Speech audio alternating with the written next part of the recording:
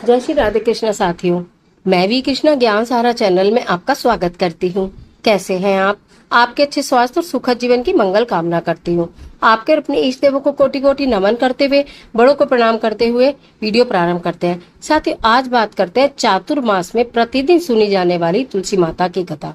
देवशयनी से लेकर देवशयनी एकादशी से लेकर देव उठनी एकादशी तक इस कथा को जो भी जातक, जो भी भक्त प्रतिदिन नियम से सुनता है, माता लक्ष्मी की कृपा बरसती है और भगवान श्री हरि विष्णु की कृपा से वो बैकुंठ धाम को जाता है। उसकी सारी मनोकामनाएं पूर्ण होती हैं। तो चलिए कथा प्रारंभ करते हैं। एक समय की बात है, एक ब्राह्मण और ब्राह्मणी रहा करते थे। उनके यहाँ कोई संतान नहीं थी। ब्राह्मण प्रतिदिन ब्रह्म मुहूर्त में उठकर गंगा स्नान को जाया करता था। एक दिन उनको जब गंगा स्नान करके लौट रहे थे तो उनको पीछे से आवाज आई, बाबा मैं भी आऊं क्या? देव ब्राह्मण जी ने देखा कि कोई भी नहीं है। वो 2 कदम और आगे बढ़े। फिर पीछे से आवाज आई, बाबा मैं भी आऊं क्या?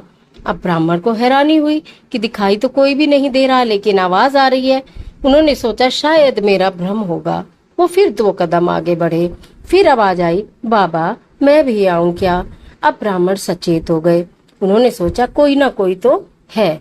उन्होंने बोला, अगर तुम भूत प्रेत हो तो अपने स्थान पर रहो, और अगर तुम कोई देव हो तो मेरे साथ आ सकते हो। अब 2 मिनट बाद ही वो ब्राह्मण ने क्या देखा, एक छोटी सी कन्या आई हंसती हुई, और उन्होंने आकर उनकी उंगली पकड़ ली। ब्राह्मण देवता उसको लेकर अपने घर चल पड़े। जब वो अपने घर पर पहुंचे तो ब्राह्मणी ने देखा सुंदर सी कन्या। उन्होंने ब्राह्मण जी से पूछा कि ये किसकी पुत्री है? ब्राह्मण ने सारा वृतांत कहकर सुना दिया। सारा वृतांत सुनने के बाद उस कन्या ने कहा, माँ मैं तो अब तुम्हारी ही बेटी हूँ। अब वो ब्राह्मणी बहुत प्रसन्न हो गई। कहने लगी कि अब तो ये हमारी ही पुत्री है, चलो इसका कोई नाम रखते हैं। दोनों विचार करने लगे कि इसका नाम क्या रखा जाए।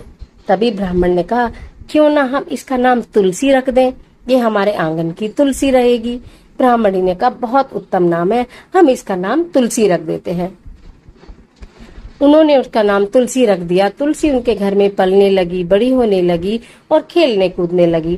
कुछ थोड़ी बड़ी हुई तो ब्राह्मणी ने सोचा कि कन्या है, इसका विवाह तो हमें करना ही होगा।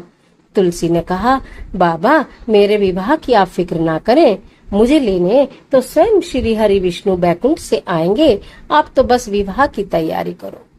ब्राह्मण और ब्राह्मणी ने विवाह की तैयारियां प्रारंभ कर दी। जिस दिन विवाह करना था उस दिन कार्तिक माह की एकादशी थी। अब उन्होंने उसका विवाह किया तो भगवान श्री हरि विष्णु लेने के लिए आए।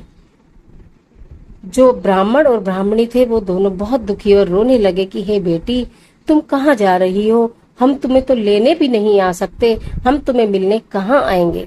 तुलसी ने कहा, बाबा आप फिक्र ना करो, मैं तो बैकुंठ धाम को जा रही हूँ। द्वारका धाम जो है वो मेरा ससुराल है। जब भी आपको मेरी याद आएगी आप तुलसी कहकर पुकारना, मैं आ जाऊंगी आपसे मिलने के लिए।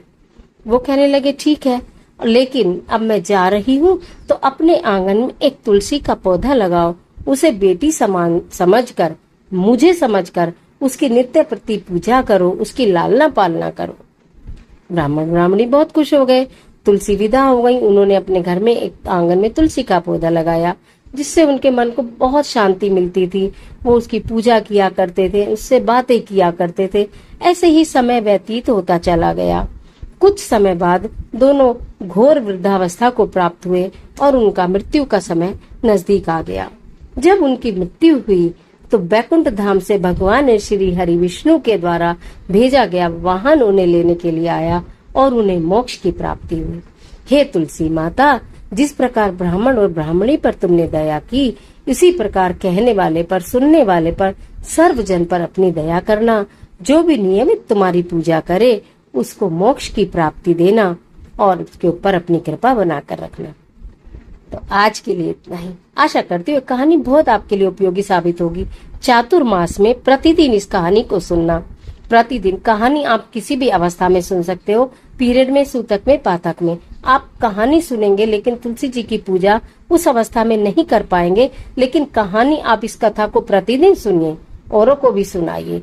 कहते हैं इस कथा को सुनने से व्यक्ति की सारी मनोकामनाएं पूर्ण होती हैं, भगवान श्री हरि विष्णु की कृपा बरसती है, माता लक्ष्मी प्रसन्न रहती हैं। तो चातुर्मास की इस तुलसी माता की कथा को अवश्य सुनिएगा। आज के लिए इतना ही, इजाजत दीजिए। आशा करती वीडियो आपके लिए निश्चित उपयोगी साबित होगी। मिलती है एक और जबरदस्त वीडियो के साथ। तब तक हंसते रहिए, मुस्कुराते रहिए, अपना और अपने अपनों का ख्याल कीजिए। वीडियो अच्छी लगे तो लाइक कीजिए, अपने फ्रेंड के साथ शेयर करना बिल्कुल मत भूलिए और इस तरह की तमाम वीडियोस के लिए चैनल को सब्सक्राइब जरूर करिए। कमेंट बॉक्स में ओम नमो भगवते वासुदेवाय या जय तुलसी माता जरूर लिखिए। ईश्वर आपकी मदद करे।